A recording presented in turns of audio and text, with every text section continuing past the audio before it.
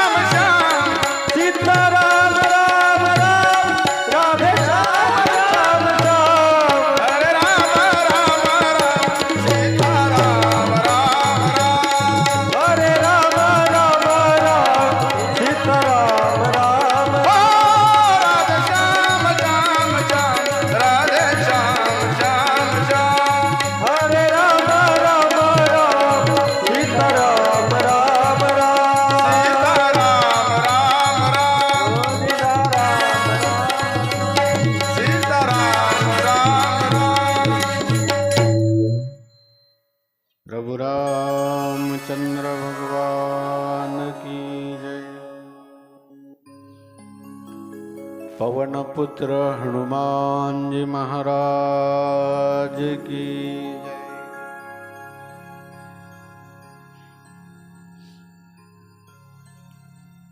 श्रीयावर रामचंद्र भगवान की जय।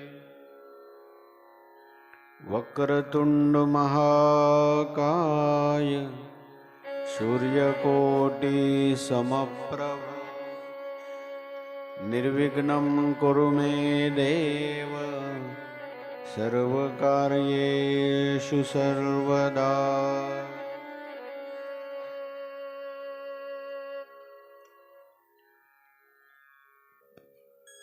बालक वृद्ध बिहाई ग्रह लगे लोग सब साथ। तमसा तीर निवासु किए प्रथम दिवस रघुनाथ। भगवान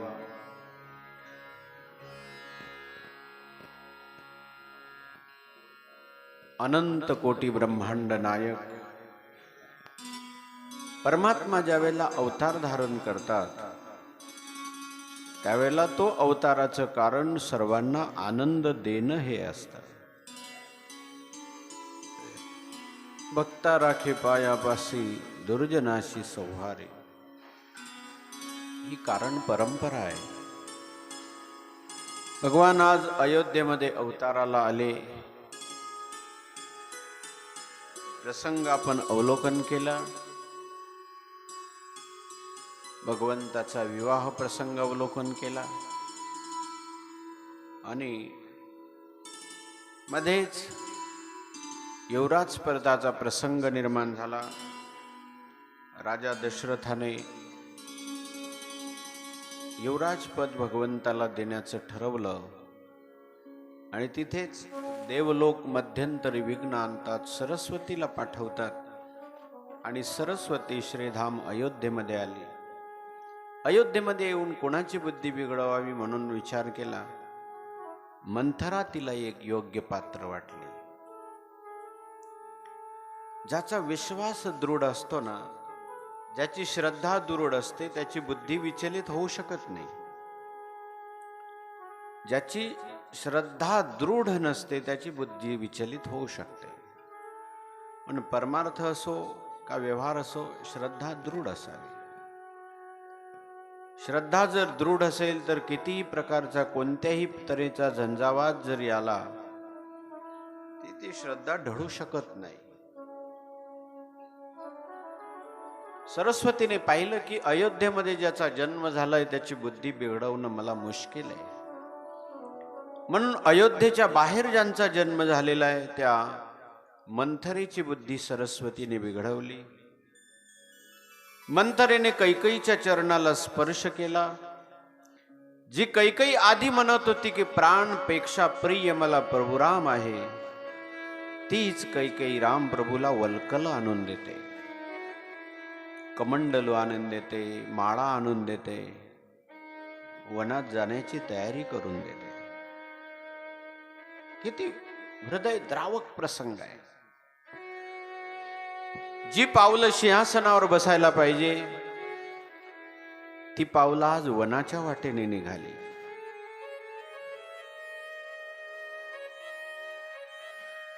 अदृष्टादीन शरीर तेथा आलियाई हरिहर, अन्यथा न करवे तिळमात्र हे वेदशास्त्र संमत. शरीर हे प्रारब्धाच्या अधीन असतं. तिथे कोणी आलं तरी प्रारब्धाच्या पुढे जाऊ शकत नाही मनुष्य. अदृष्टादीन शरीर. दोन गोष्टी लक्षात ठेवा.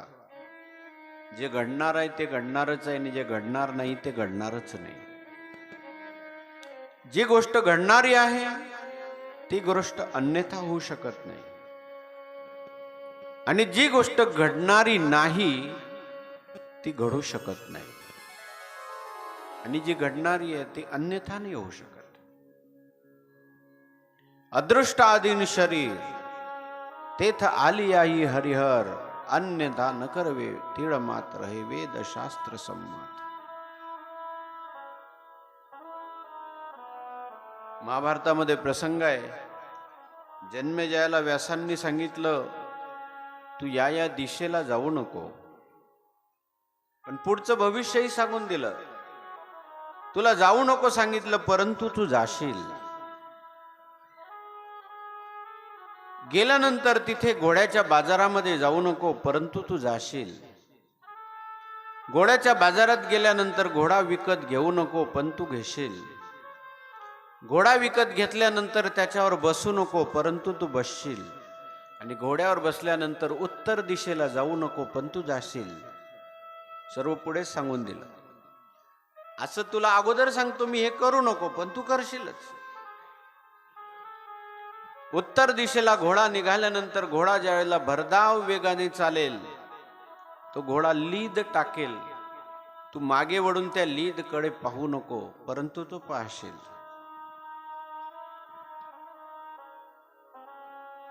थांबू नको परंतु थांबशील. घोड्याची लीद हातामध्ये घेऊ नको परंतु तू घेशील. तिला फोडू नको परंतु तू फोडशील. फोडल्यानंतर त्याच्यामध्ये एक पेटी निघेल, ती पेटी उघडू नको परंतु तू उघडशील. त्या पेटीमध्ये उघडून पाहू नको परंतु तू पाहशील. सर्व गोष्टी जन्मेजयाला सांगून दिल्या आणि जन्मेजयाच्या जीवनात तसं घडत गेलं. अदृष्टाधीन शरीर. अन्न मिळतं तेही अदृष्टाधीन, मान मिळतो तोही अदृष्टाधीन, धन मिळतं तेही अदृष्टाधीन. अन्न मान धन, अन्न मान धन, अन्न मान धन, अन्न मान धन, अन्न मान धन, अन्न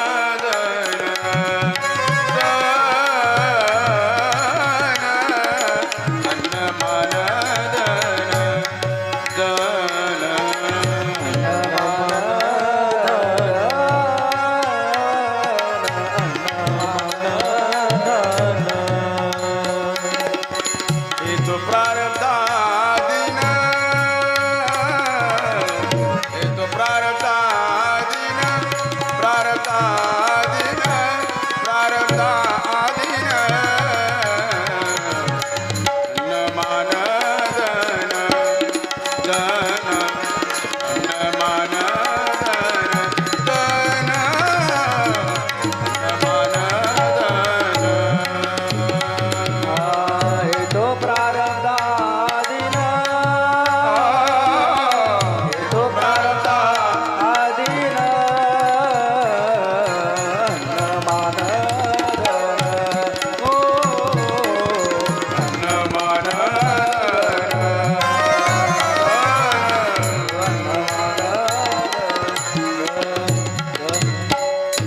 एखाद्या वेळेला मनुष्य म्हणतो आम्ही प्रयत्न केला, प्रयत्न केल्यामुळे हे घडलं.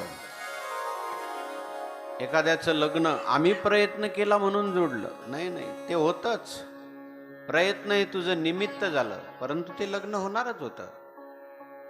एखाद्या म्हणेल आम्ही नोकरी लावली म्हणून लागली, नाही नाही, तू प्रयत्न केला हे निश्चित आहे, परंतु ते प्रयत्न करायला तुला भाग पाडलं ईश्वराने ही निश्चित आहे.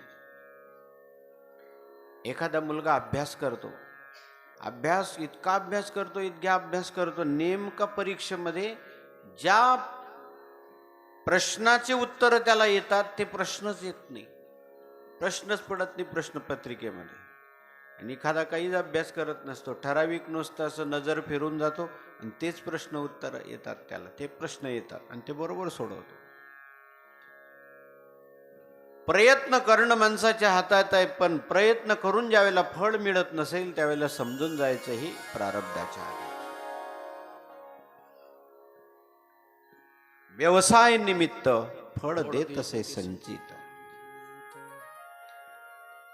अयोध्येतील सर्व लोक बघा कसं प्रारब्ध आहे. भगवंताला आदल्या दिवशी राज्य मिळालं आणि दुसऱ्या दिवशी राज्य गेलं, पण रामप्रभूंनी सत्यता सोडली नाही. राज्य मिळालं आणि गेलं. पण अजून एक दुसरा मुद्दा सांगतो. रामप्रभूचं गेलेलं राज्य परत मिळालं आणि रावणाचं असलेलं राज्य निघून गेलं. दोघांमध्ये काय झालं, घडलं काय? सुमंत ज्यावेळेला यायला लागले त्यावेळेला प्रभूने आपल्या बापा समान त्यांना सन्मान दिला. वृद्ध माणसाच्या सेवेचा परिणाम. आणि रावणाच्या नगरामध्ये वृद्धाचा अपमान आहे. माल्यवंत आईचे वडील म्हणजे नाना माल्यवंत रावणाला समजायला लागले, रावण अरे सीतेला सोडून दे. रावण ऐकत नाही. वृद्धाचा सन्मान नाही. परिणाम असा झाला, लंकेला जळण्यापासून कोणीच वाचवू शकलं नाही. म्हणून मुद्दा लक्षात ठेवा, जिथे वृद्धाचा सन्मान आहे, जिथे म्हाताऱ्या माणसाची सेवा आहे, जिथे ज्येष्ठ माणसाची सेवा आहे, तिथे गेलेलं राज्य देखील अनायास परत येतं. आणि जिथे वृद्ध माणसाचा सन्मान नाही तिथे असलेलं निघून जातं. अभिवादनशीलस्य नित्यम वृद्धोपसेविनः चत्वारि तस्य वर्धन्ते आयुर्विद्या यशोबलम. अयोध्येमध्ये भगवान ज्या वेळेला निघाले, अयोध्येतली सर्व लोक, म्हातारे माणसं आणि लहान मुलं यांना घरी ठेवलं आणि अयोध्येतील सर्व लोक रामप्रभूच्या पाठीमागे निघाले. देवा, तुम्ही जर वनात जातायत तर या अयोध्येमध्ये आमचं काय काम आहे? आम्ही अयोध्येमध्ये थांबणार नाही. राजा असं असावं, ज्या राज्यामध्ये लोक दुःखी होतात तो राजा नरकाला जातो, असं वर्णन आहे रामायणामध्ये. प्रजा ज्या राज्यामध्ये दुःखी होते, ज्या राजाच्या सत्तेमध्ये प्रजा दुःखी होते, तो राजा नरकाला निघून जातो. सर्व प्रजा भगवंताच्या प्रेमामुळे राम प्रभूच्या मागे निघाले. देवा, प्रभो, तुम्ही जर अयोध्येमध्ये राहत नाही तर आम्हाला या अयोध्येमध्ये काय काम आहे? आम्ही नाही थांबू शकत. तुम्ही जर अयोध्येमध्ये राहत नाही तर आम्ही थांबू शकत. सरका. आणि मग त्यावेळेला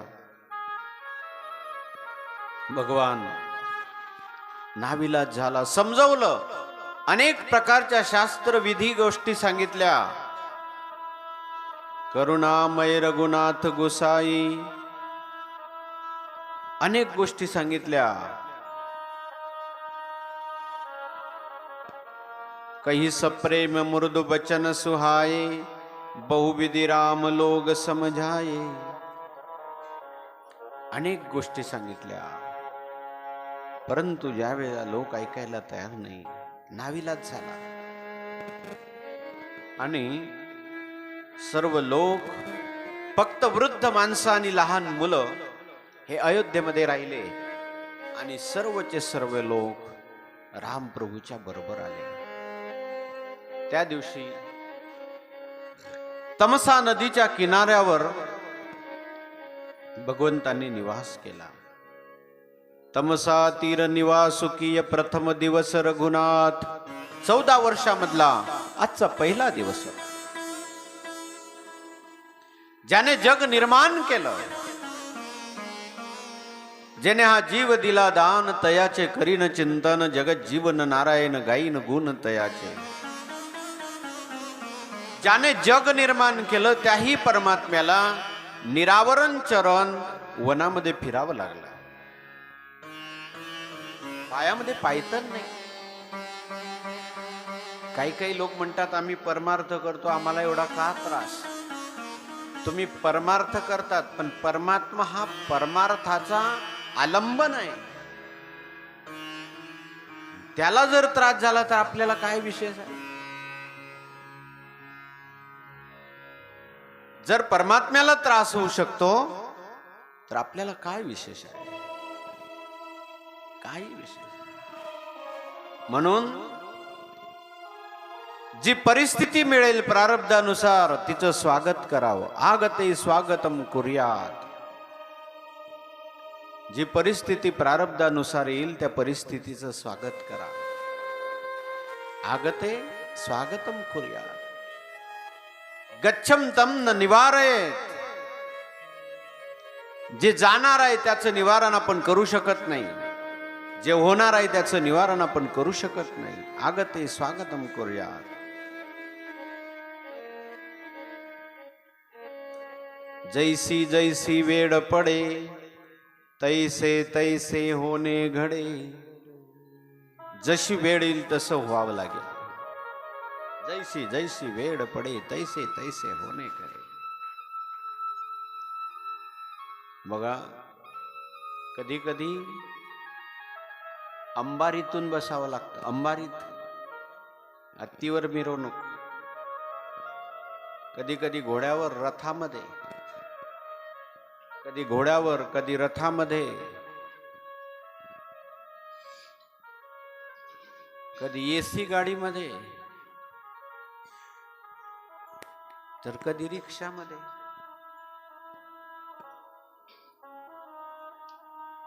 तर कधी मोटरसायकलवर, तर कधी पैदल, कधी पायामध्ये पायत नाही. 1000 रुपयाचा जोड आहे, तर कधी 100 रुपयाच्या चप्पलवर भागावं लागतं. समयासी सादर भावे, सादर भावे, देव ठेविल तैसे रहावे, देव ठेविल तैसे रहावे, देव ठेविल तैसे रहावे. समयासी सादर भावे, समयासी सादर भावे, देव ठेविल तैसे रहावे, देव ठेविल तैसे रहावे. कोणे दिवसी बैसोनी हत्तीवर, कोणे दिवसी पायाचा चाकर, कोणे दिवसी, बैसोनी हातीवर, कोणे दिवसी पालके सुभेदार, कोणे दिवसी बैसोनी हत्तीवर, कोणे दिवसी पालके सुभेदार, कोणे दिवसी पायाचा चाकर, कोणे दिवसी पायाचा चाकर.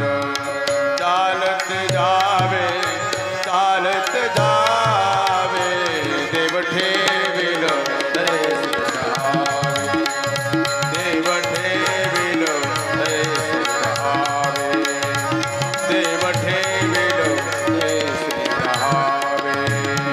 समयासी सादर भावे, सादर भावे, देव ठेविल तैसे रहावे, देव ठेविल तैसे रहावे, देव ठेविल तैसे रहावे, तैसे रहावे, तैसे रहावे. कधी तक्रार नाही, जसं ठेवील तसं राहा. कधी अंगावर भरजरी कपडे, तर कधी अंगावर ओढायला एक शाल नाही. प्रसंग येतो प्रत्येकाच्या जीवनामध्ये. प्रत्येक मनुष्य काही ना काही अवस्थेतून निघालेला असतो, काही ना काही अवस्थेतून. आळंदीला असताना एखाद्या वेळेला ज्या ठिकाणून मधुकरी आणायची, त्या गावाला जर सुतक पडलं तर 10-12 दिवस अगोदर वाळवून ठेवलेल्या भाकरी, बाजऱ्याच्या भाकरी, ऐकतायत ना तुम्ही? लोक म्हणतात बाबा लोकांची खूप मजा आहे, खूप मजा आहे म्हणतात. 8-8 दिवस, 10-10 दिवस बाजऱ्याच्या वाळवलेल्या भाकरी, आम्ही अशा भाकरी वाळवून ठेवायचो. जास्त भाकरी झाल्या, त्या शिल्लक राहिल्या की त्याला उन्हामध्ये ठेवायच्या, त्या वाळवायच्या. आणि ज्या दिवशी मधुकरी बंद असेल त्या दिवशी त्या भाकरी आणि त्याच्यावर तुम्ही भाजी करता, तिखट टाकता ना, नुसतं बिनायचं शेंगदाणे नसतं, काही नसतं, असं नॉर्मल नुसतं मिरचीचं तिखट असतं ना, त्याच्यामध्ये मीठ टाकायचं, ती भाकर मोडायची आणि ते खायची. असं दिवाळी आणि दसरा काही सण नाही, सब सारखा, सब समान.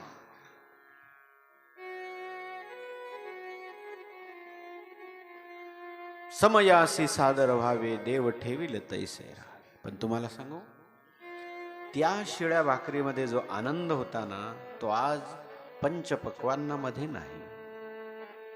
कारण तो विश्वमाऊली ज्ञानोबारायांच्या सानिध्यातून त्यांनी टाकलेल्या नेत्र कटाक्षमधून आलेली ती शिळी भाकर होती. एक महात्मा होते, मी आळंदीला असताना, म्हणजे 90 ते 95-96चा काल,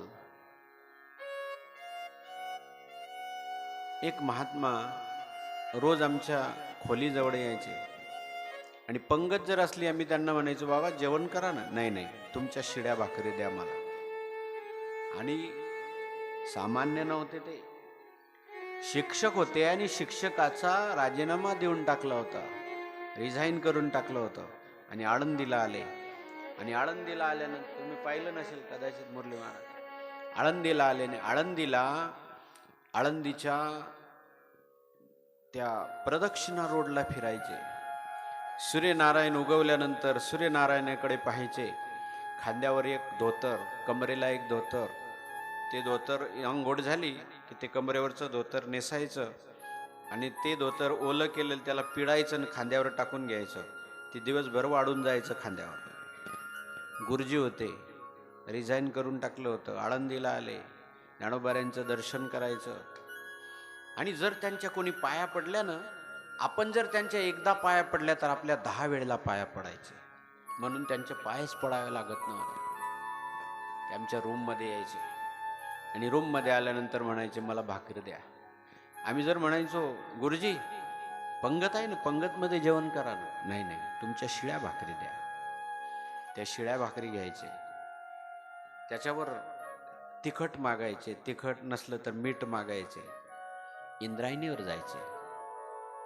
इंद्रायणीवर गेल्यानंतर लोटा देखील नाही, प्लॅस्टिकच्या पिशवीमध्येच इंद्रायणीचं पाणी घ्यायचं, तो वैश्वदेव करायचा आणि ती कोरडी भाकर इंद्रायणीच्या किनाऱ्यावर खात बसायचं.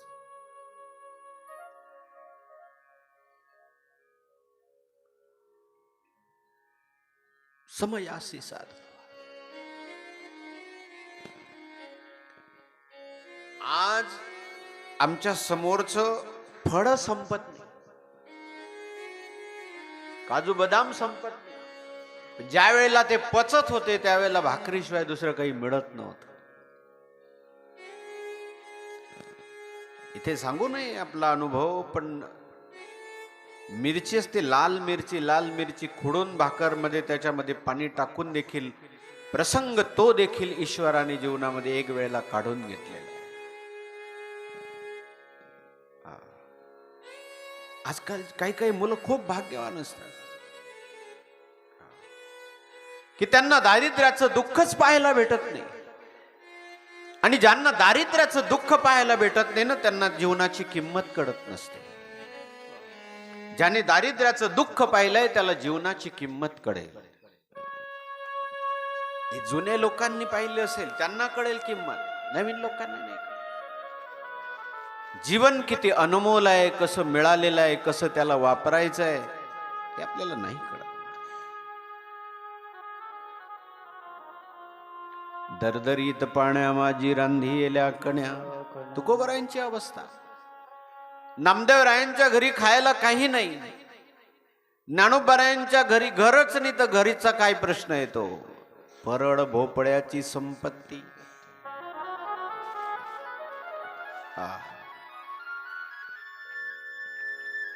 पण परमार्थिक अवस्था किती मोठी की देवाला आशीर्वाद देऊ शकेल एवढी अवस्था. हा घे आमचा आशीर्वाद, नांद आमच्या भाग्याने. देवाला आशीर्वाद देईल एवढी अवस्था. काही म्हातारे लोक जे सांगतात ना आम्ही काय दिवस काढले, ते खरी गोष्ट आहे.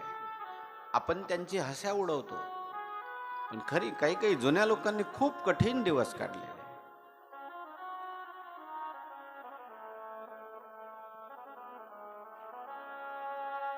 अयोध्येमध्ये भगवान ज्यावेळेला निघाले, सर्व लोक देवाच्या मागे निघाले.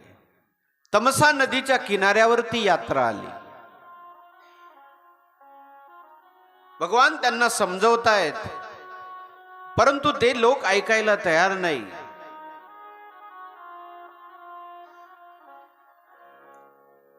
बहुविधि राम लोग समजाये, ऐकायला तयार नाही. आणि मग त्यावेळेला 2 प्रहर रात्र झाली. जबै जाम जुग जामिनी बीती, राम सचिव सन कहेऊ सप्रीती. राम प्रभूंनी सुमंताला जवळ बोलवलं. रात्रीच्या वेळेला लोक शोकामुळे आणि दुःखामुळे थकून गेलेले होते. एखादा व्यक्ती जर दुःख जास्त झाले तो रडता रडता त्याला झोप लागते. पण एक सांगून ठेवतो तुम्हाला, ज्याचा प्रिय व्यक्ती कोणी गेलेला आहे आणि तो दुःखी झालेला असेल, दुःखामध्ये तो रडत रडत जर झोपून गेला असेल न जेवता, त्याला तसं झोपू देऊ नका, त्याला उठवा. कारण एखाद्या वेळेला दुःखामध्ये आलेली झोप त्याचे प्राण देखील घेऊन जाऊ शकते. म्हणून त्याला झोपू देऊ नका, त्याला जेवण करा. नर्मदा मातेच्या किनाऱ्यावर असताना उत्तर तटावर, दक्षिण तटावर एके दिवशी मी असं ठरवलं की आज कुणाला मागायचंच नाही. एकटाच होतो, भगवान ज्ञानोबराय सोबत, नर्मदा माता सोबत, बाकी कोणीच नाही. मी असं ठरवलं की आज कुणाला मागायचंच नाही. एक मंदिर दिसलं आणि त्या मंदिरामध्ये मी मुक्काम केला. किनाऱ्यावर मंदिर होतं,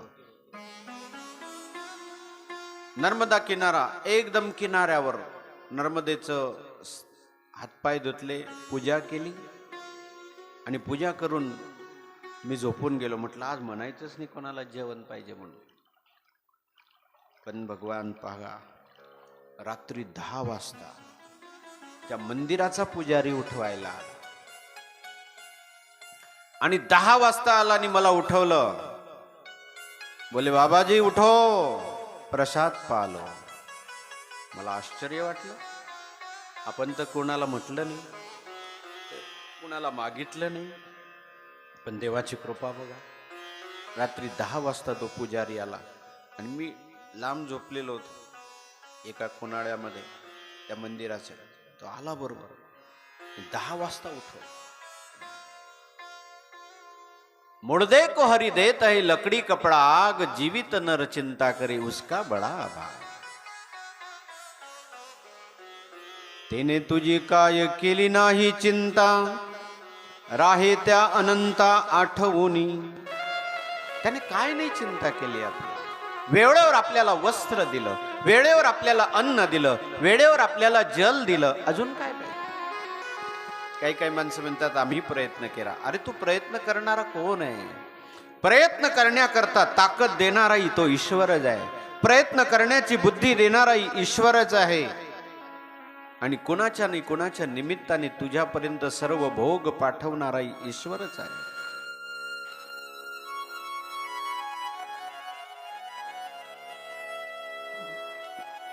थकवा आलेला होता आणि शोक याच्यामुळे ते लोक झोपून गेले. रामप्रभूंनी सुमंताला बोलवलं आणि सुमंताला बोलायला लागले. खोज मारी रतु हा कौताता, आन उपाय बनी नाही बाता. सुमंत, रथ असा हाकला की रथाची चाक उमटायला नको. कला असते, रथाची चाक उमटायला नको.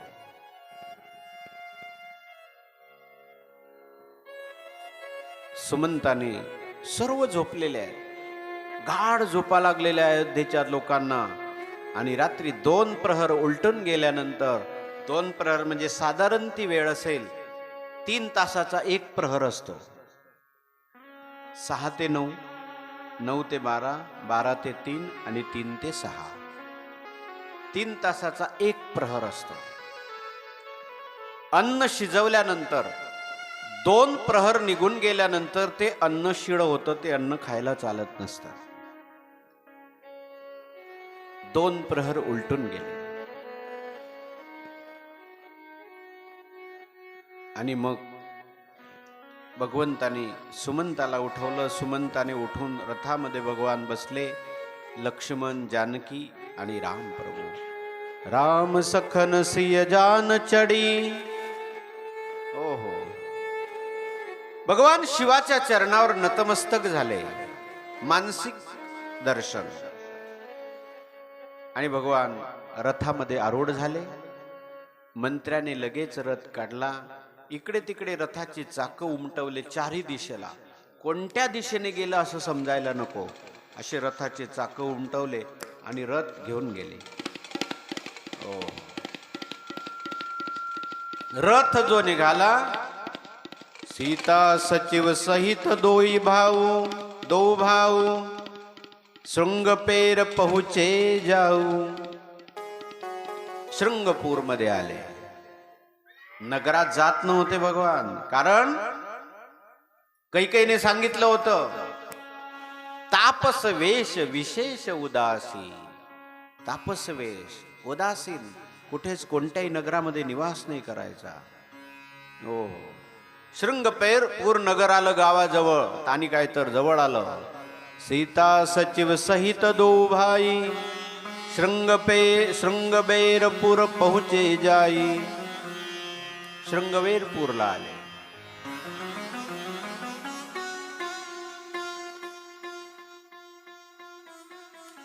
गंगा नदी आहे तिथे. गंगेला प्रणाम केला. गंगा पाहून सर्वांना आनंद झाला.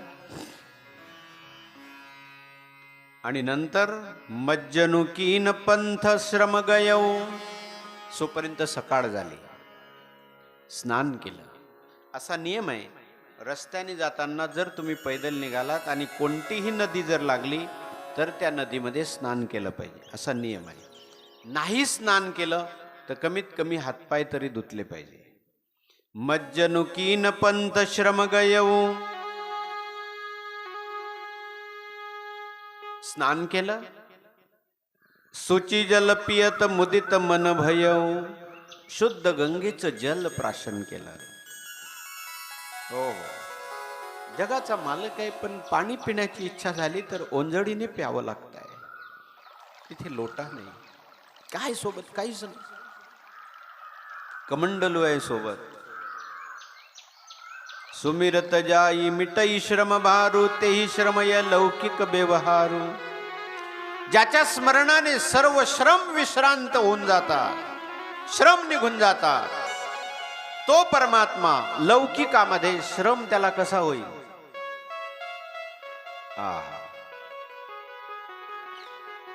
ज्यावेळेला शृंगवेरपूरचा राजा निषाद, भिल्ल राजा, माहिती पडलं की राम प्रभू आलेले आहे.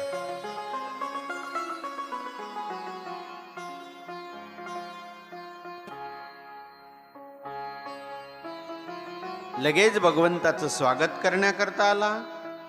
लिये फल मूल भेट भरी भारा, मिलन चलेव ही हर्ष अपारा. कंद मूल फल सर्व घेतला आणि भगवंताला भेटायला गेला. देवा, तुमच्या चरणाच्या दर्शनाने सर्व कुशल आहे.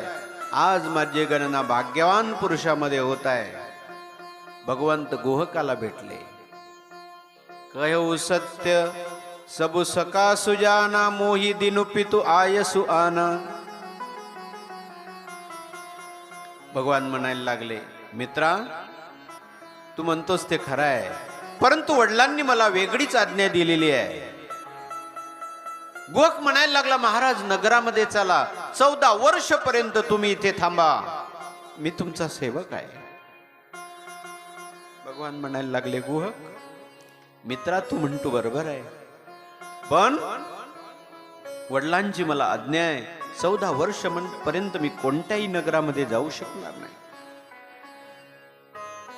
बरस 4 10 बासुबन मुनी व्रत बेशु आहार.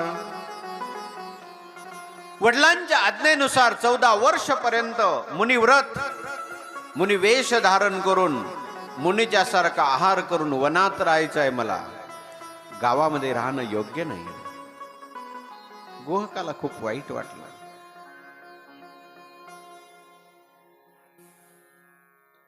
कोणी म्हणत होता की राजांनी खूप चांगलं केलं, जर राजाने असं केलं नसतं तर आम्हाला तुमचं दर्शन झालं नसतं.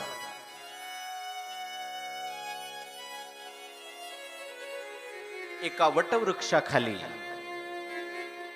भगवान तिथे बसले आणि वडाचा चीक तो मागवला.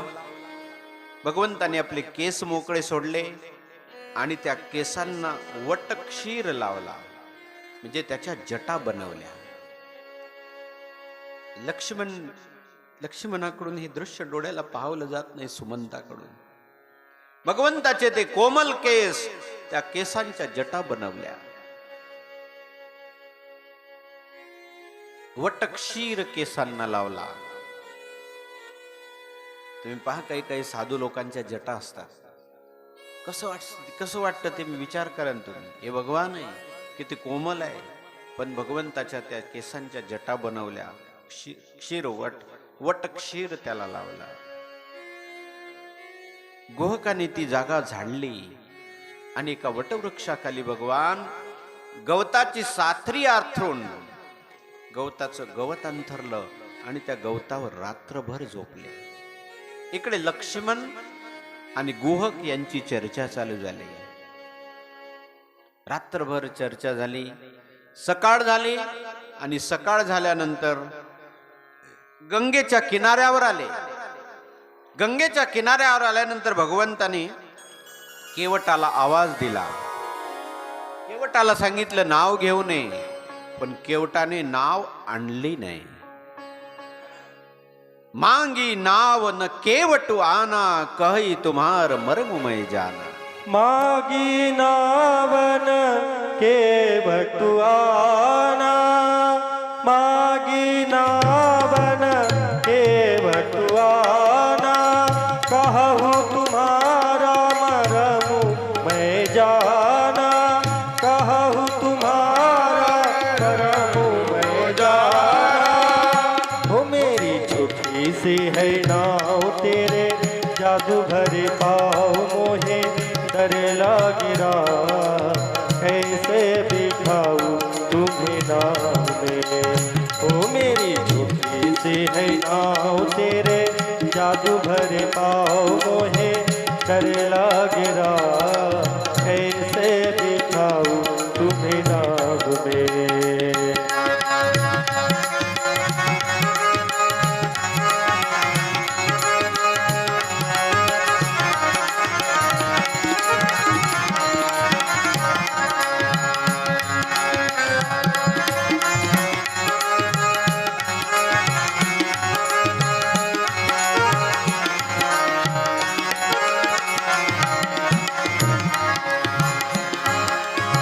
छुअत सिला भई नारी सुहाई, छुअत सिला भई नारी सुहाई, पावन तेन काठ कठिनाई, पावन तेन काठ कठिनाई. छोटी सी है नाव तेरे, जादू भरे पाँव मोहे डर लागिरा, कैसे बिठाऊं तुम्हें नाव में. ओ मेरी छोटी सी है नाव तेरे, जादू भरे पाँव मोहे डर लागिरा, कैसे बिठाऊं तुम्हें नाव में, कैसे बिठाऊं तुम्हें नाव में, कैसे बिठाऊं तुम्हें नाव में. महाराज भगवान उभे आहे आणि केवट नावेमध्ये बसलेला आहे. भगवान उभे आहे, भगवान बोलतायत आणि केवट बसल्या बसल्या उत्तर देतोय. मागे नाव न केवटू आना, कहू तुम्हार मर्ममय जाना. मी असं ऐकलेलं देवा की तुमच्या चरण राजाने एका दगडाची बाई झाली. हो माझी नाव तर लाकडाची आहे. जर कदाचित तुमचं चरण रज माझ्या नावेला लागलं आणि त्याची जर बाई झाली, एखादी मुनी पत्नी झाली, निघून गेली, माझा रोजगार बुडेल, माझा धंदा जाईल. आणि जर कदाचित मध्येच ती बाई झाली नाव, तर पाण्यामध्ये तुम्ही पार जाऊ शकणार नाही. छुअत सिला बाई नारी सुहाई, पाहन तेन काठ कठिनाई. माझे नाव तर लाकडाची आहे महाराज, मी नाही देणार नाव तुम्हाला, मी नाव नाही आणणार. आणि जर तुम्हाला मी या नावेवरच माझ्या सर्व कुटुंबाचं पालन पोषण करतो, दुसरा धंदा मला येत नाही. आणि जर तुम्हाला नावेने पलीकडे जायचं असेल तर मग एक उपाय आहे. म्हटले काय? बसल्या बसल्याच बोलतोय, रामप्रभू उभे आहे. लक्ष्मणाला राग येतोय, प्रभू उभे आहे ना, नावेमध्ये बसून बोलतोय. काही काही माणसाला मर्यादाच समजत नाही. एखादं जर कोणी बोलत असला मोठा व्यक्ती, तर आपण तो उभा आहे आणि आपण बसलेलं उचित नाही. आपणही उभं राहिलं पाहिजे. केवळ बसलेला आहे ना परमात्मा उभे आहे आणि उभ्या उभ्या बोलताय ना केवळ बसून उत्तर देतोय. तुम्हाला जर या नावेच्या पलीकडे नदीच्या पलीकडे जायचं असेल तर एक काम आहे, एक उपाय आहे. कोणता उपाय? जो प्रभु पार अवसिगा चहऊ मोही पद पदुम पखारन कहू. मी नाही म्हणणार. जर तुम्हाला नदीच्या पलीकडे जायचं असेल, 100 क्रमांकाचा दोहा, जर तुम्हाला नदीच्या पलीकडे जायचं असेल तर तुम्ही सांगा मला की पाय धु म्हणून, मग मी पाय धुते. सुनिकेवट. बरं तुम्हाला ही दशरथाची शपथ घेऊन सांगतो, नावेमध्ये पाय धुतल्याशिवाय मी तुम्हाला बसू देणार नाही. बरं मी त्यासाठी तुमच्याकडून काही भाडं मागत नाही की मला पैसे द्या म्हणून. मला फक्त पाय धुवू द्या, ही माझी तुम्हाला विनंती आहे. लक्ष्मणाने जर या दोषाकरता माझ्यावर शरसंधान केलं तरी चालेल. जोपर्यंत तुमचे मी चरण धुणार नाही तोपर्यंत मी तुमची नावेमध्ये तुम्हाला बसू देणार नाही. कृपा सिंधू बोले मुसुकाई सोई करू जई तव नाव न जाई.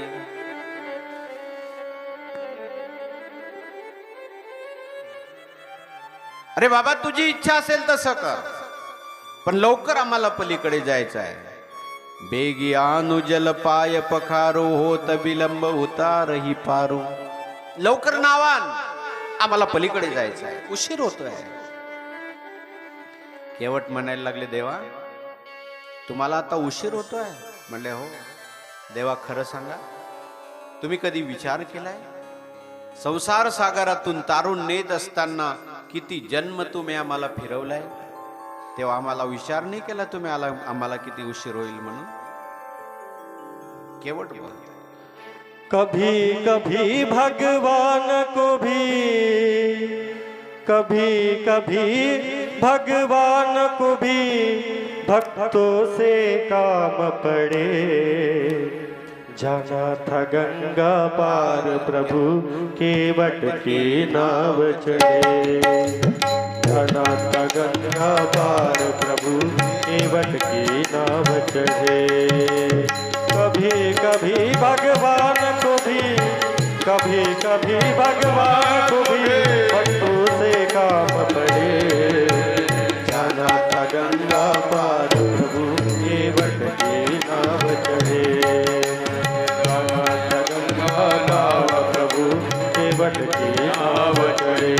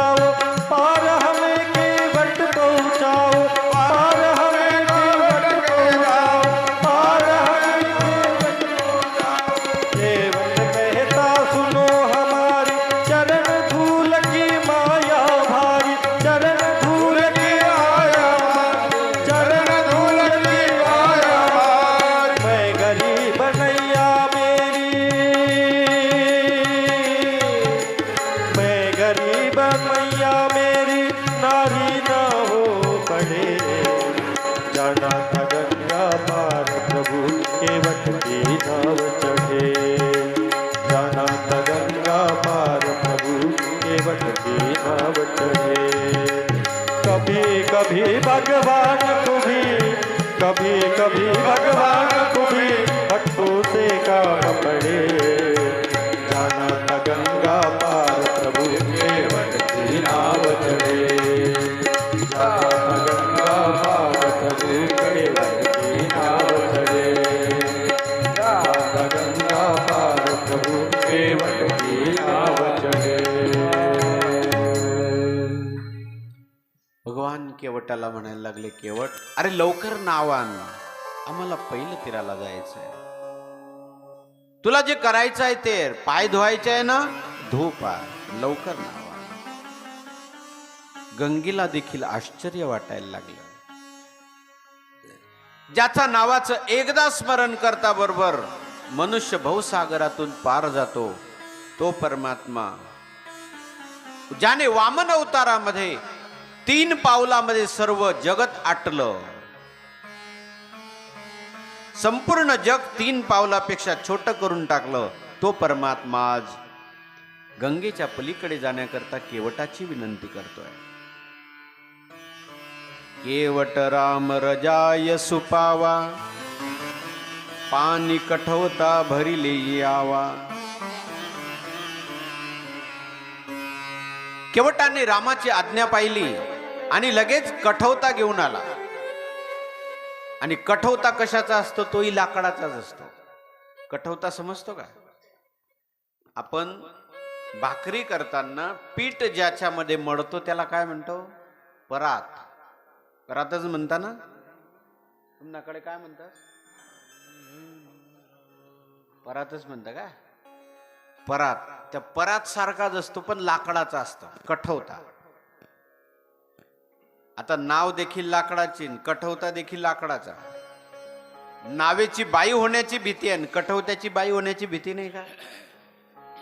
कठवता आणला. बर कठवताच का आणला? केवटाने विचार केला. जर बरं घरात भांडही नसेल, पण केवटाने विचार केला, जर पितळाचं ताट आणलं तर त्याच्यामध्ये पाय धुतल्यानंतर पाणी त्याच्यामध्ये शिरणार नाही, प्रवेशित नाही होणार, तीर्थ त्याच्यामध्ये जाणार नाही. पण लाकडाचा कठवता जर आणला तर लाकडामध्ये ते तीर्थ जिरेल. आणि एक दिवस नाही, अनेक दिवस त्या कठवत्यामध्ये माझी पत्नी, माझा परिवार त्याच्यामध्ये कणिक पीठ मळेल आणि तो भगवंताचा पायाचा प्रसाद आम्हाला मिळत जाईल. कठवता. कठवता आणला आणि देवाला सांगितलं, देवा अति आनंद उमगे अनुरागा, चरण सरोज पखारन लागा. असा कठवता हातामध्ये धरला. देवाला सांगितलं पाय ठेवा याच्यामध्ये. देवाने पाय ठेवला, त्याच्यात भगवान हालायला लागले. भगवान म्हणतायत, अरे केवट मला पळण्याची भीती वाटते. देवा तुम्हाला जर पळण्याची भीती वाटत असेल तर माझं मस्तक, डोकं जे असतं ना, तो डोकं हातामध्ये धरून घ्या. बघा काय युक्ती केली. अडाणी आहे, पण याला अडाणी म्हणता का? तुम्हाला जर पडण्याची भीती असेल ना, तर माझं डोकं जे आहे तुमच्या हातात धरून घ्या. भगवंताचा हात डोक्यावर ठेवून घेतला.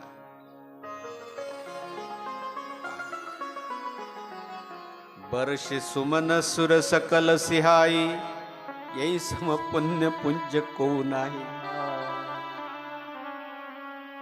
अरे केवट मी अजून हलतोय. देवा हलताय ना, दोन्ही हात ठेवा.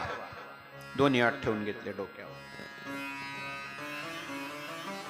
देव लोकांनी हे दृश्य पाहिलं आणि पुष्पवृष्टी करायला लागली. याचा सारखा भाग्यवान दुसरा कोणी नाही. परमात्म्याचे दोन्ही हात आपल्या मस्तकावर ठेवून घेतले. पदपखारी जलपान करी, आप सहित परिवार. देवाचे चरण घेतले, ते तीर्थ घेतलं.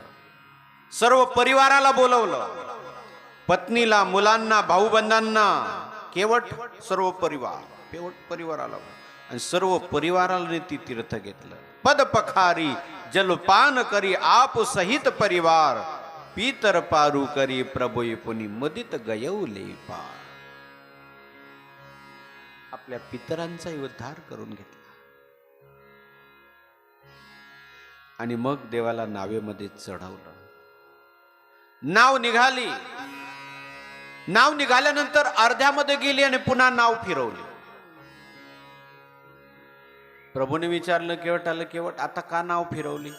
देवाला वाटलं याचं काही वस्तू राहिली असेल म्हणून नाव फिरवली असेल. केवट म्हणायला लागला, देवा नाव कोणाची आहे? म्हणे तुझी. नाव चालवतो कोण आहे? वल्लव्या कोण मारतोय? काय म्हणतात त्याला ते, आवली. वल्लव्या कोण मारतोय? मी. तुम्हाला काही त्रास आहे का? तुम्हाला बस नाही फक्त 2-4 चक्कर लावू द्या ना, काय बिघडतं तुमचं? लक्ष्मणाला राग येतोय, पण केवटाला वाटतं जास्तीत जास्त काल प्रभू माझ्याजवळ राहायला पाहिजे. काही काही लोक खूप भाविक असतात हो. काही काही लोक म्हणतात, बाबा तुम्ही एकदा आमच्या घरी चाला ना, तुमचे पाय लावा ना आमच्या घराला. श्रद्धा असते, अंतकरणाचा भाव असतो. तुमची ही निष्ठा तुमचं कल्याण करेल. आम्ही येण्याने कल्याण होईल न होईल तो पुढचा प्रश्न आहे, भगवंताची इच्छा आहे. पण तुमची ती निष्ठा तुम्हाला पार करून नेईल. केवट भगवान म्हणायला लागले, अरे केवट, तू नाव पलीकडे नेतो, अर्ध्या रस्त्यात आणतो, पुन्हा परत नेतो. अरे आम्हाला पार जायचंय, आम्हाला उशीर होतोय. भगवान म्हणतात उशीर होतोय. केवट म्हणायला लागला, देवा 84 लक्ष योनीमध्ये आम्हाला फिरवलं, तेव्हा नाही वाटलं तुम्हाला काही? 84 लाख योनीमध्ये फिरवलं आम्हाला, तेव्हा नाही वाटलं काही? आणि आता उशीर होतोय तुम्हाला? नाव पलीकडे गेली, आणि पलीकडे नाव गेल्यानंतर पहिलं तीराला ज्यावेळेला नाव गेली, देवाने विचार केला की केवटाला काय देऊ? माझ्याजवळ तर काहीच नाही. संन्याशाजवळ काय असणार? पूर्वीचा काल असा होता, परमहंस संन्याशाजवळ जर लवंग सापडली, लवंग, तरी त्याला संन्यास दीक्षेमधून वंचित केलं जात होतं. लवंग सापडले तर काहीच नाही. देवाजवळ काहीच नाही.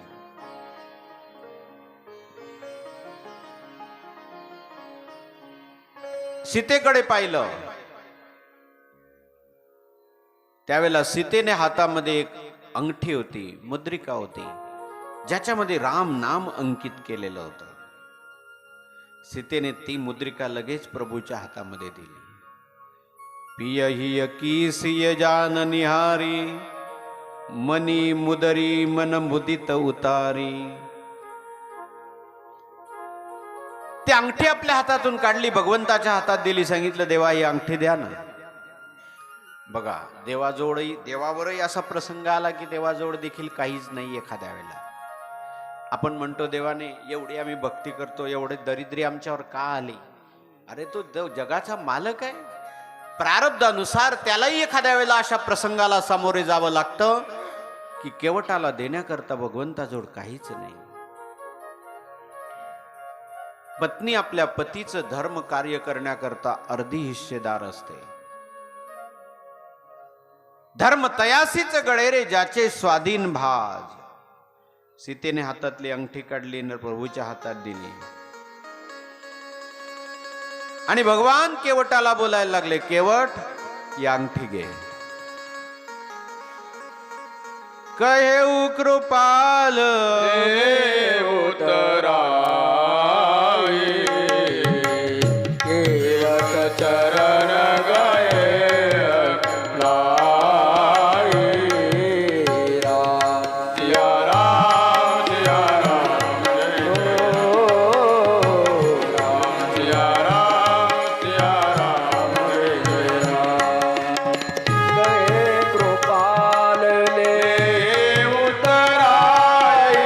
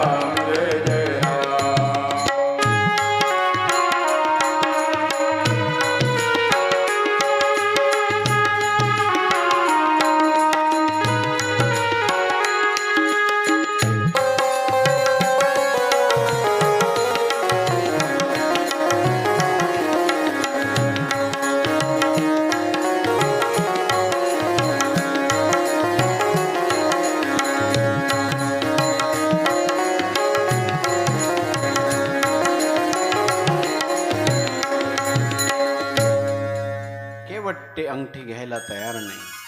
केवट म्हणायला लागला, देवा मी अंगठी घेतली असती, पण केवळ जर सोन्याची असती तर घेतली असती, त्याच्यामध्ये राम नाम अंकित केलेलं आहे. सोन्याची असती तर मी विकून माझ्या परिवाराचं भरण पोषण केलं असतं. जर त्याच्यात राम नाम अंकित केलेलं नसतं तर मी राम नाम विकत नाही देवा. नाथ आजुमै काहन पावा, मिटे दोष दुःख दारिद दावा. आज काय नाही मिळालं मला.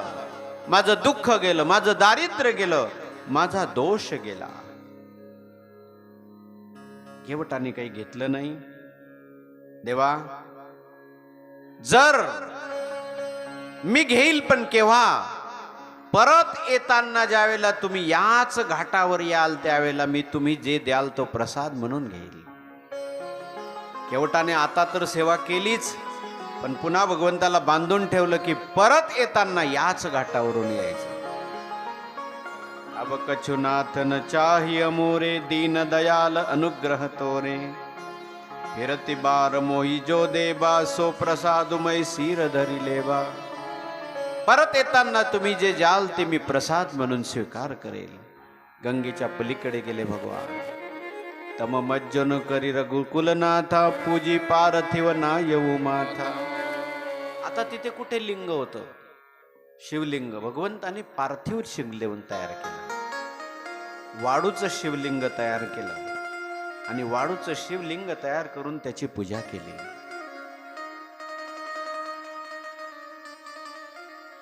पूजी पार्थिव नायव माथा, सिय सूर सरी कहेऊन कर जोरी. मातु मनोरथ पुरोभु मोरी. सीतेने गंगेला प्रार्थना केली, आई 14 वर्षपर्यंत आमचं रक्षण होईल असे कृपा करा.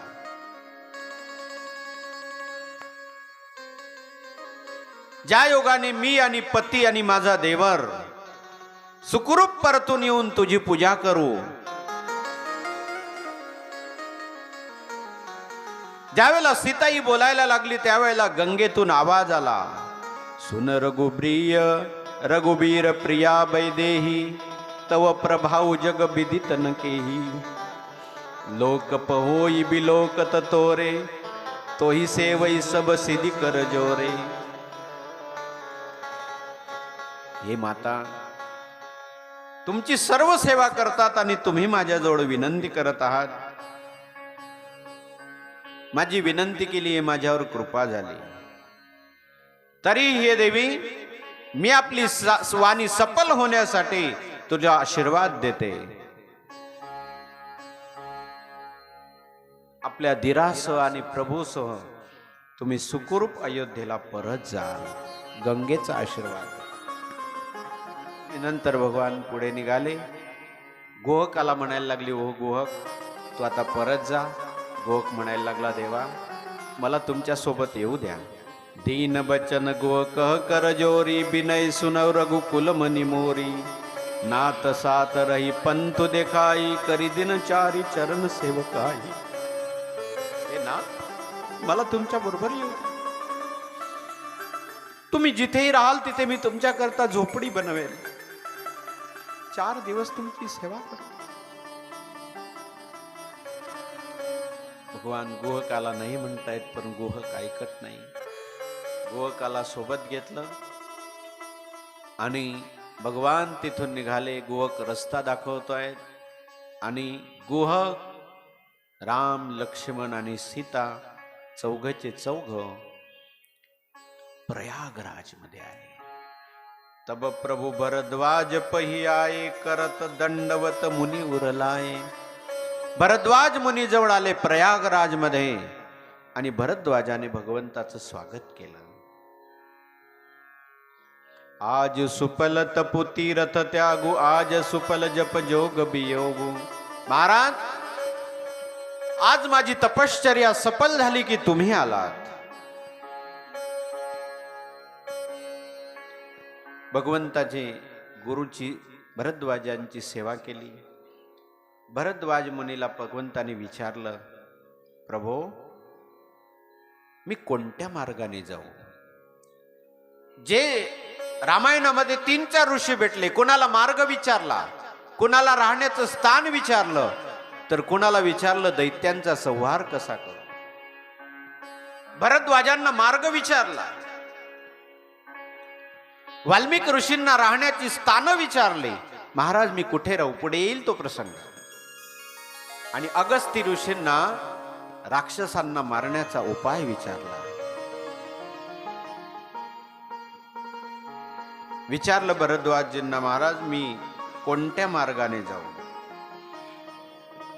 त्यावेळेला भरद्वाजांनी 4 शिष्यांना बोलवलं आणि सांगितलं जा यांना मार्ग दाखवा. 4 शिष्यांना बोलवलं तर 50 आले. चालणारे 4, मार्ग दाखवणारे 50. 4 शिष्यांना बोलवलं. मुनी बटुचारी संगत बदीने जिन बहुजन्म सुकृत सबकीने.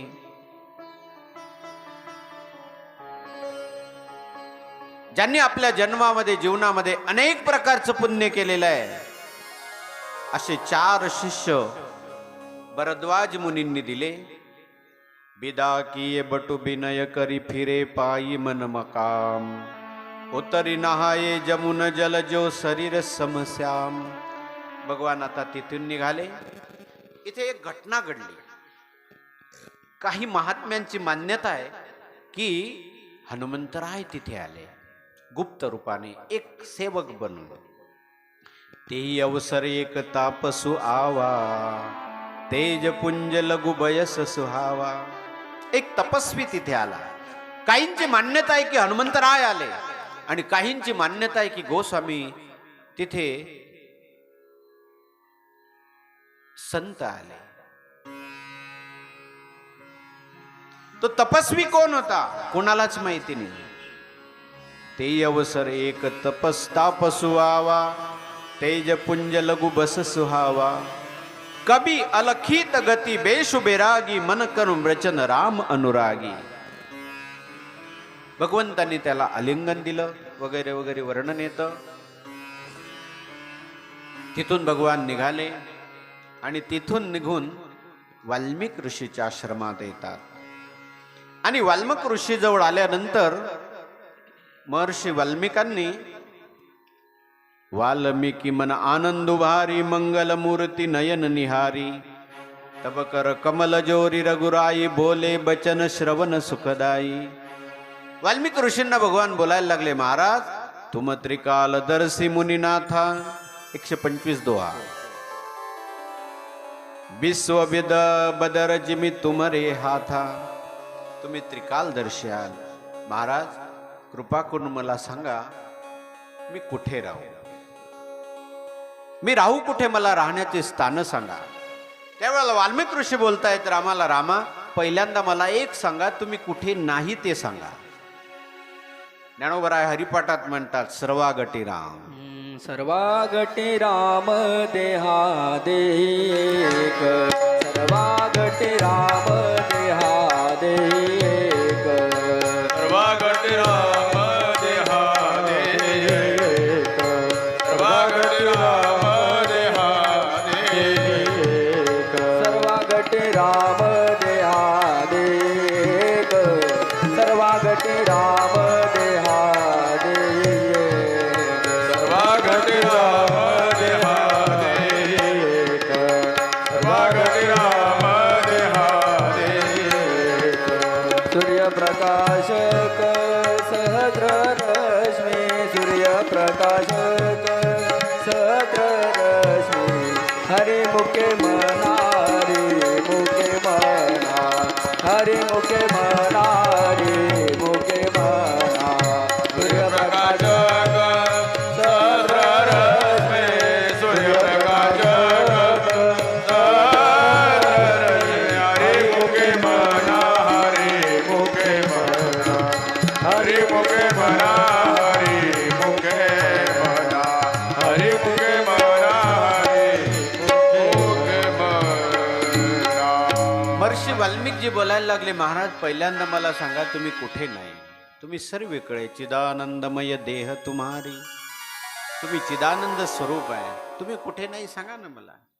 एक प्रश्न विचारतो मी मला, प्रेतामध्ये सत आहे का? प्रेतामध्ये आत्मतत्व आहे का? नाराज आहे का तुम्ही? आहे असो का? वा वा, ते लक्षात आहे पण तुझ्या. प्रेतामध्ये देखील सत आहे. मग त्याला प्रेत का म्हणता? ज्याच्यामध्ये सत आहे ते प्रेत कसं? त्याच्यामध्ये सत आहे, फक्त अंतकरण नाही. मन बुद्धी चित्त अहंकार तिथे नाही. देवा तुम्ही कुठे नाही आहे. निर्गुण निराकार सर्वीकडे आहे तू. निर्गुण निराकार झाला गुणवंत, तो कुठे नाही आहे तो. विठ्ठल विस्तार लाजनी, विठ्ठल विस्तार लाजनी,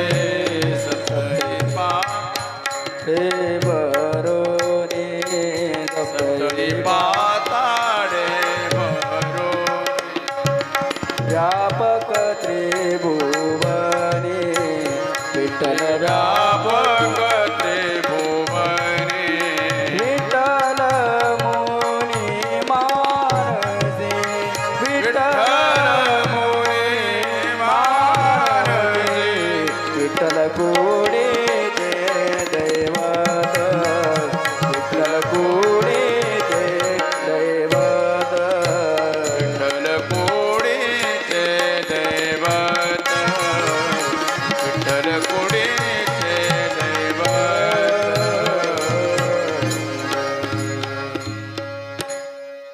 विठ्ठल विस्तारला जनी सप्तई पाताळे भरुणी, विठ्ठल व्यापक त्रिभुवनी, विठ्ठल मुनी मानस सर्वीकडे आहे. भगवान म्हणायला लागले, महाराज मला राहण्याचे स्थान सांगा. आणि मग महर्षी वाल्मिकजी रामप्रभूला राहण्याची स्थानं सांगताय. दोहा नंबर 127 खाली, जिनके श्रवण समुद्र समाना कथा तुम्हारी सुभग सरिता राम सिया राम जय जय राम, राम सिया राम जय जय राम. भरहि निरंतर होईन पुरे, तितके हृदय हुकुम कौरे. राम सिया राम जय जय राम, राम सिया राम जय जय राम.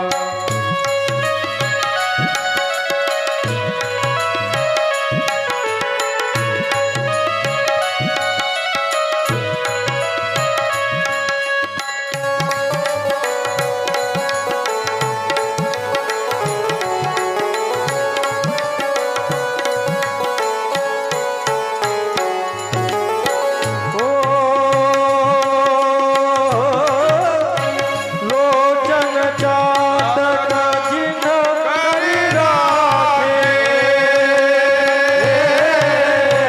करहि दूसर जलधर विराजे. राम सिया राम जय जय राम, राम सिया राम जय जय राम. काम क्रोध मद मान मोहा, लोभन शोभन राग राम सिया राम जय जय राम, राम सिया राम जय जय राम. जिनके कपट दंभ नहीं माया, जिनके हृदय बसहु रघुराया, सिया राम जय जय राम.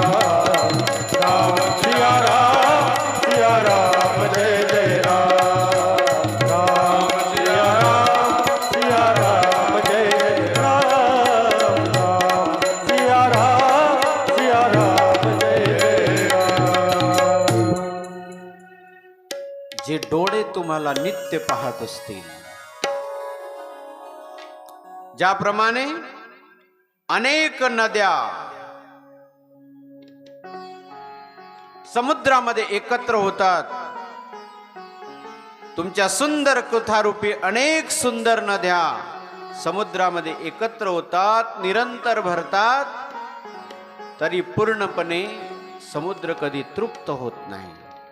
तसं तुमची कथा ऐकून ज्यांचे कान कधी तृप्त होत नाही, जो कंटाळा करतो कथेचा, समजून जायचं काहीतरी पाप आहे. वाणी गुणानो कथने श्रवणो कथायाम, ज्याला कधीच कथेचा कंटाळा येत नाही. एक म्हणायला लागला, काय रोज रोज तेच रूप पाहता लोचनी, काहीतरी बदल करा ना जरासा.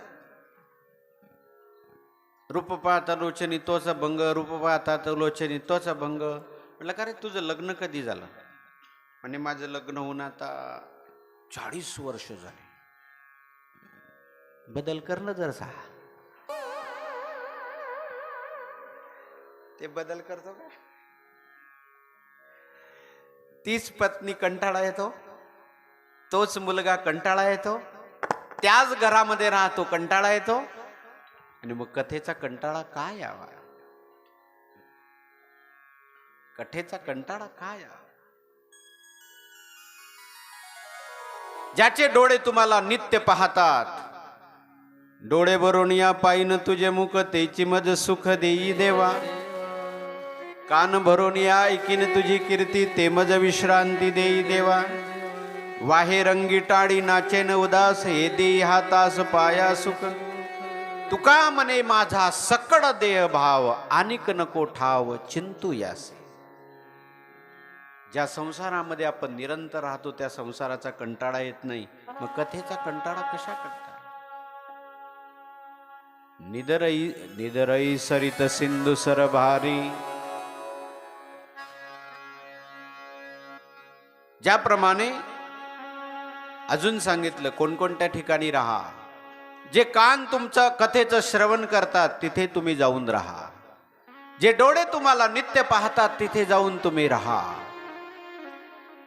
अजून, जसु तुम्हार मानस विमल हंसेनी जिहा जासू.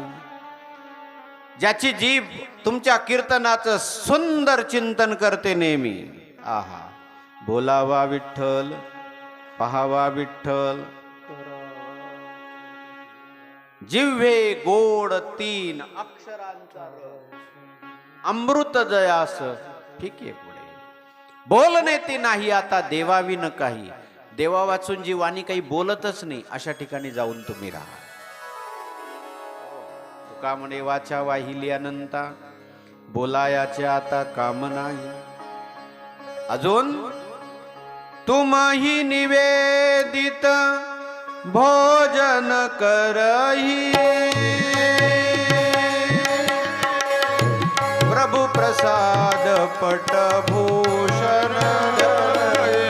राम सिया राम, सिया राम जय जय राम राम सिया राम, सिया राम जय जय राम.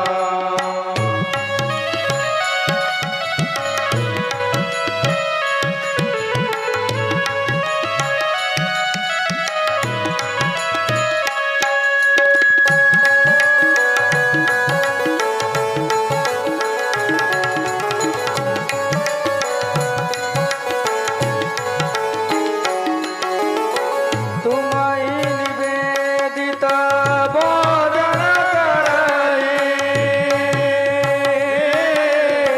प्रभु प्रसाद पट भूषण करई. राम सिया राम, सिया राम जय.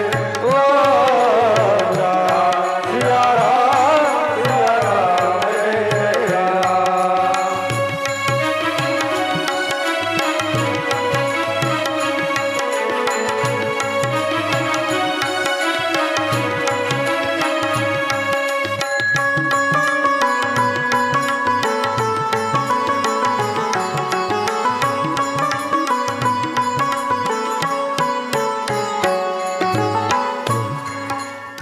अजून काय मागितलं बघा, खूप महत्वाची मागणी केली. देवा, तुम्ही निवेदित भोजन करही. लक्षात ठेवा जरा. वाल्मिक ऋषी म्हणायला लागले, देवा तुम्हाला दिल्या वाचून जे भोजन करत नाही ना त्यांच्या ठिकाणी तुम्ही जाऊन राहा. मग ऐकून ठेवा आता, देवाला नैवेद्य दिल्याशिवाय भोजन करू नका. तुम्हाला जर असं वाटत असेल देव आमच्या हृदयात राहिला पाहिजे, मग दररोज देवाला नैवेद्य दिला पाहिजे. तुम्ही निवेदित भोजन करही. आपल्याला जसं 3 टाइम खायला लागतं, देवाला 2 टाइम तर द्या. आपण 3 टाइम खातो. सकाळी नाश्ता, 12 वाजता जेवण, परत नंतर दुपारी थोडेसे फळं, परत नंतर संध्याकाळी जेवण, पुन्हा जर रात्री भूक लागली तर आप्पे. आप्पे म्हणतात ना, आप्पे. भूक लागली तर आप्पे, नाही तर मग सुगोकीचे भजे.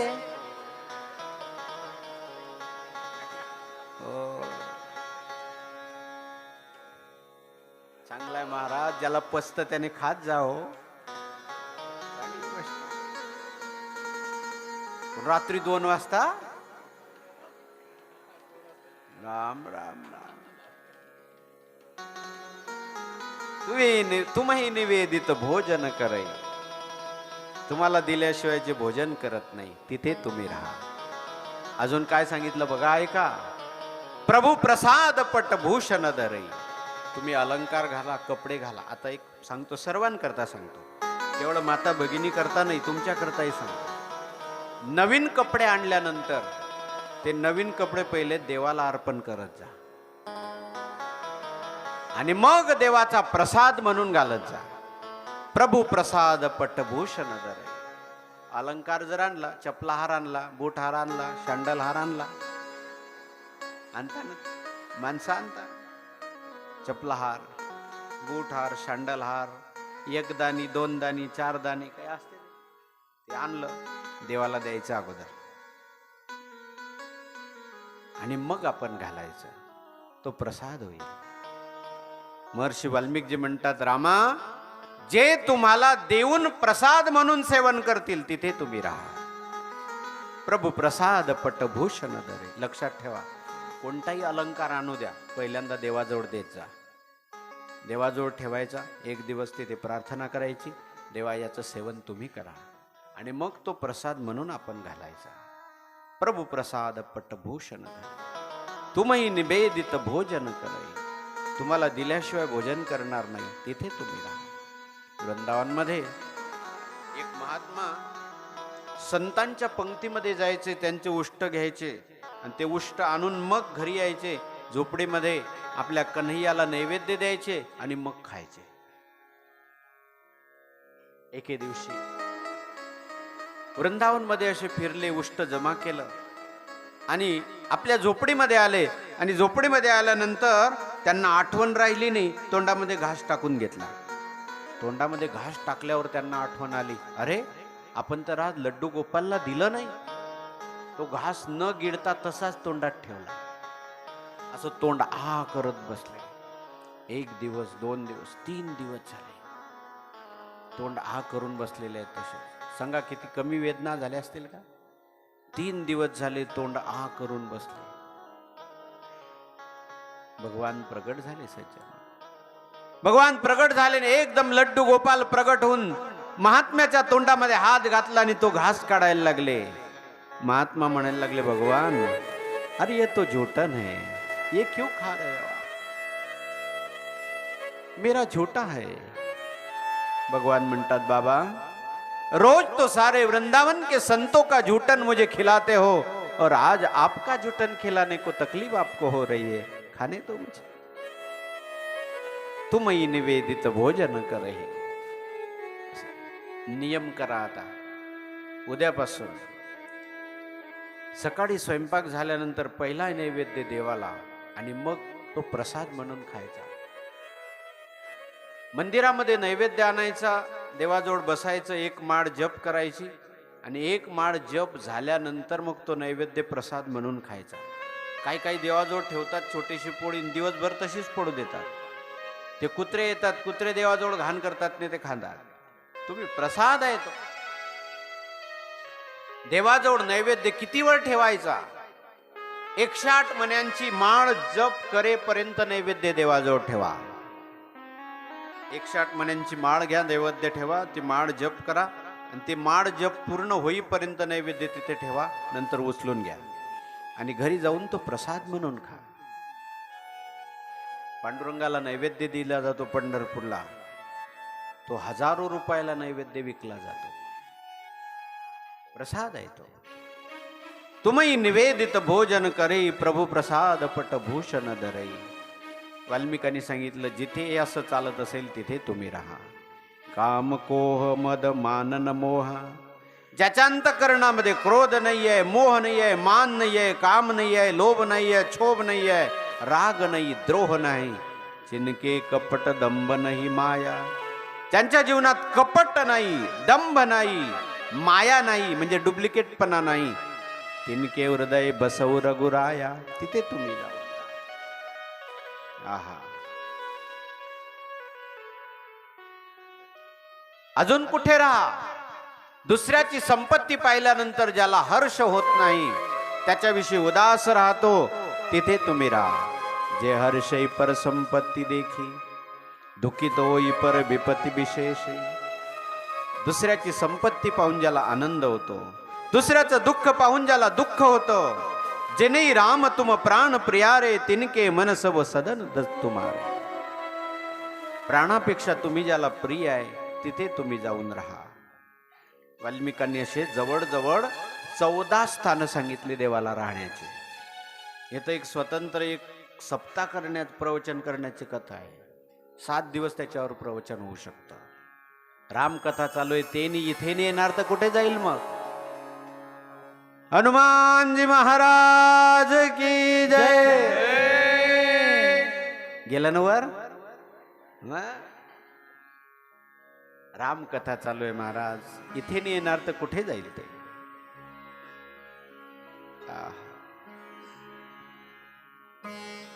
14 स्थानं सांगितली आणि मग सांगितलं, महाराज तुम्ही चित्रकूट पर्वतावर निवास करा. दोहा नंबर 132 वरची चौपाई आहे. चित्रकूट गिरी करहु निवासू,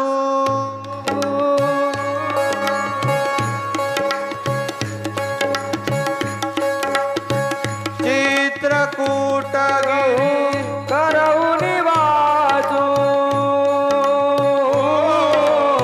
तह तुम्हार सब भुवन सुपारू. राम सिया राम जय जय राम. राम सिया राम जय जय राम.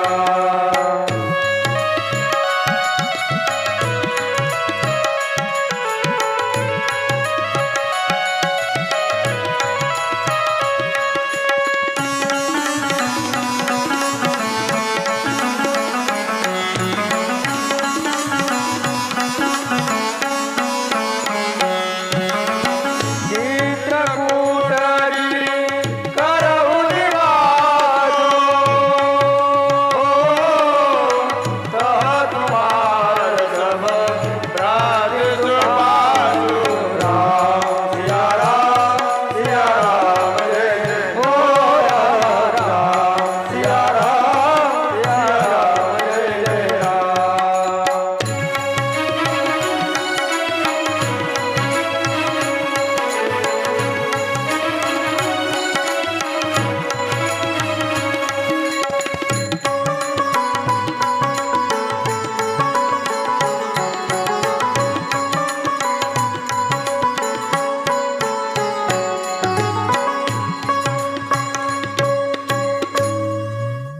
चित्रकूटमध्ये काय आहे? स्वतः अत्रि ऋषीची पत्नी अहिल्या, आपल्या अत्रि ऋषीची पत्नी अनुसया, त्या अनुसयेने जिच्या तपोबलावर जिथे गंगेची एक धार आणली, त्या गंगेचं नाव आहे मंदाकिनी. गंगा मैया की जय. त्या मंदाकिनीचा तिथे आणि काय तर मंदाकिनी तिथे आहे, तिथे तुम्ही जाऊन राहा. चित्रकूट जनु अचल अहेरी, चुकई न घात मार मुठ बेरी. त्या चित्रकूट पर्वतामध्ये तुम्ही जाऊन राहा आणि मग भगवान चित्रकूटमध्ये येतात. आणि चित्रकूटमध्ये आल्यानंतर तिथे अगोदरच देवलोकांनी गुफा बनवून ठेवलेली आहे. भगवान चित्रकूटमध्ये निवास करतात. त्या चित्रकूटमध्ये आल्यानंतर बघा, चित्रकूट रघुनंदन छाये, समाचार सुनी सुनी मुनी आये. हजारो मुनी चित्रकूटमध्ये भगवंताच्या दर्शनाला यायला लागले. कोल किरात बेश सबाये, रचे पर्ण तृण सदन सुहाये. अनेक प्रकारच्या तिथे पर्णकुट्या भगवंताकरता बनवून दिल्या. कोल किरात गुहक यांनी. राम प्रणामो किन सब काहू, मुदित देव लही लोचन लाहू. अनेक देवता तिथे चित्रकूटामध्ये अनेक रूपाने निवास करायला लागले आहेत. भगवान तिथे येणार आहे म्हणून तिथे सर्व देव आलेले आहेत. चित्रकूटमध्ये भगवान आले. तिथे आल्यानंतर जब जब राम अवध सुधी करही, तब तब बबारी बिलोचन भरही. राम ज्यावेळेला अयोध्येची आठवण येते तेव्हा भगवान डोळ्यातून अश्रू येतात. आणि भगवान त्यावेळेला अयोध्येची आठवण येते त्यावेळेला दुःखी होतात. लकीसे लखुन बिकल होई जाई, जिमीपुर शई अनुसरी पर छाई. चित्रकूटमध्ये भगवान निवास करतायत. इकडे जोपर्यंत भगवान चित्रकूट मध्ये गेले नाही, चित्रकूटमध्ये गेल्यानंतर गुहक तिथून परत फिरला. आणि गुहक ज्या वेळेला परत गंगेच्या किनाऱ्यावर आला आणि गंगेच्या किनाऱ्यावर गुहकाने काय पाहिलं तर तिथे फिरे ओ निषाद प्रभुई पहुंचाई, सचिव सहित रथ देखिसे आई. सुमंत तिथेच आहे. गंगा किनारी सुमंत अजून गेले नाही. कारण दशरथाने सुमंताला पाठवलंच असं होतं की जा 4 दिवस रामाला वनवासामध्ये फिरवून आणा आणि परत घेऊन या. जर राम नाही आले तर कमीत कमी सीतेला तरी परत आणा. पण रामही नाही, सीताही नाही, लक्ष्मणही नाही. म्हणून सुमंत गंगेच्याच किनारी बसलेले आहे. गुहक परत आले. मंत्री बिकल बिलो की निषादू, कही न जाई जस भयऊ बिषादू. सुमंताची अवस्था पाहिली. लहान मुलगा जसा रडतो तसा सुमंत त्या रथाच्या चाकाला डोकं लावून सुमंत रडतोय. मी आता दशरथ महाराजांना काय उत्तर देऊ. राम राम सिय लखन पुकारी, परे उधर नितल व्याकुल भारी. हे राम, हे लक्ष्मण, हे सीता म्हणत म्हणत सुमंत जमिनीवर पडतोय. देखी दखिन दसी हय हि नाही, जनु बिनु पंक बिहग अकुलाई.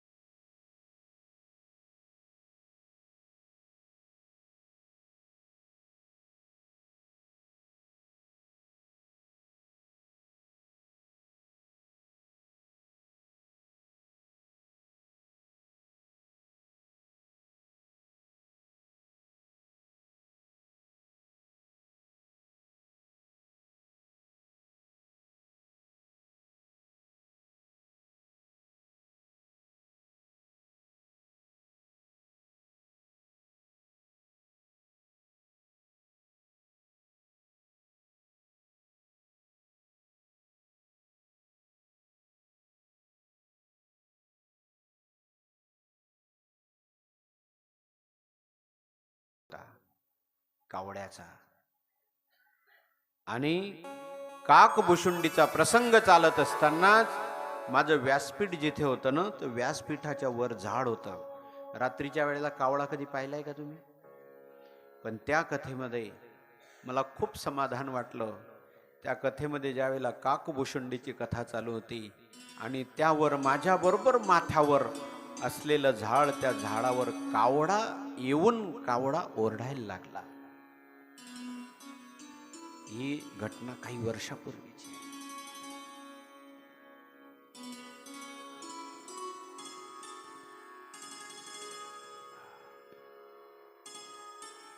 माकड म्हणजे हनुमंतराय. तुम्हाला सांगितलं आयो हनुमंतराय भगवान कथेमध्ये नेहमी राहतात.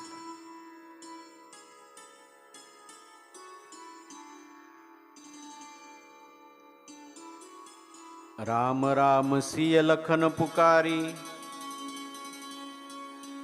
गुहक पाहिलं तर सुमंत राम राम राम लांब बोलतोय. लक्ष्मण लक्ष्मण सीता. निषादराज गुहक त्यावेळेला सुमंताजवळ आला. धरी धीरजुत बकहु निषादू अब सुमंत्र परिहरऊ बिषादू.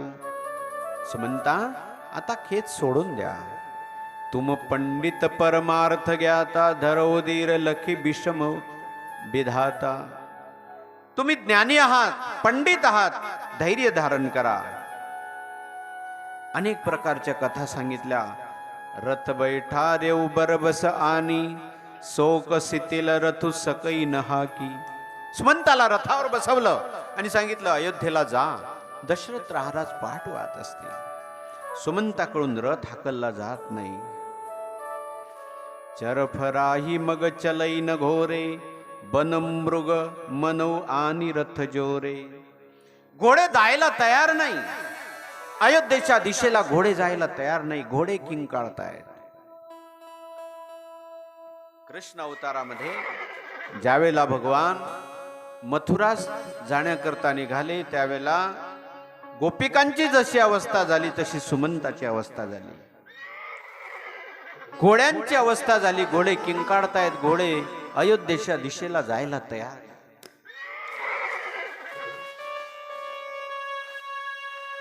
जो कै राम लखुन बैदेई हंकर हिंकर हित हे रहिते. जर कोणी राम लक्ष्मण आणि सीता म्हटलं तर घोडे किंकारून त्यांच्याकडे पाहत होते.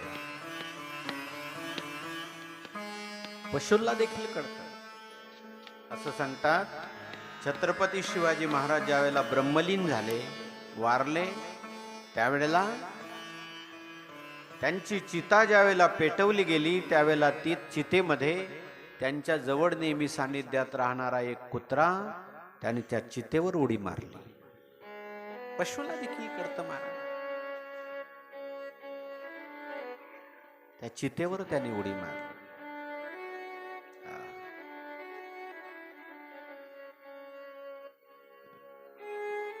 घोडे ज्यावेळेला कोणी राम म्हटलं की तिकडे पाहायचे, लक्ष्मण म्हटलं, सीता म्हटलं की तिकडे पाहायचे.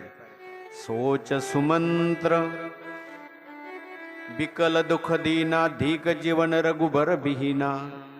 रहीन अंतई अदम शरीरू जसुन लयो बिछरत रघुबीरो. हे माझं शरीर का राहत आहे, हे का पडत नाही. सुमंत विलाप करत करत करत अयोध्येमध्ये परत आले. पण सुमंताने विचार केला ज्यावेळेला दिवस होता थोडासा त्यावेळेला सुमंत तिथे अयोध्येमध्ये प्रवेश नाही करत. जर मी आता अयोध्येमध्ये गेलो आणि कौसल्या मातेने मला विचारलं, राजाने विचारलं तर मी काय सांगू. म्हणून सुमंत विलाप करतायत. सायंकाळ होऊ दिली, रात्र होऊ दिली आणि मग सुमंताने आपला रथ अयोध्येमध्ये आणला. रथाचा आवाज येता बरोबर कौसल्या माता रथाजवळ आली. रथामध्ये पाहिलं, सुमंताला विचारलं, सुमंत राम कुठे आहे. दशरथ महाराजांच्या महालामध्ये गेले. कौशल्याच्या महालात दशरथ आहे.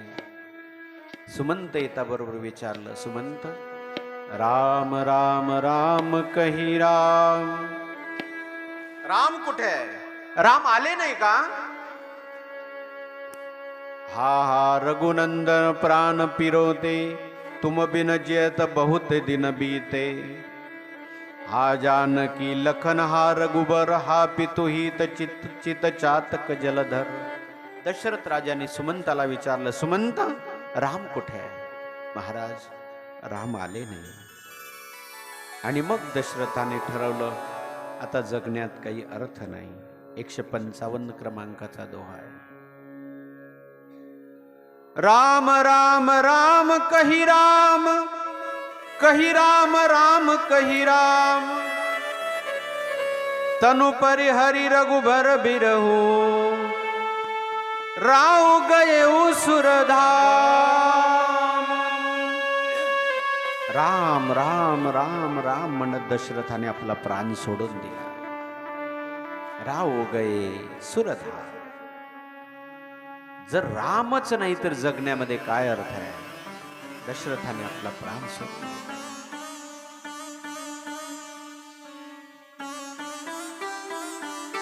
वशिष्ठ मुनी आले. वशिष्ठ मुनींनी तेलाच्या कढईमध्ये दशरथ राजाचं शरीर ठेवलं आणि तेल नाव भरी नृपतनु राखा, दूत बोलाई बहुरी असं भाषा. दूतांना बोलवलं. धावऊ बेगी भरत पही जाऊ, नृपसुदी कतऊ कह न जा, कही जनिकाहू.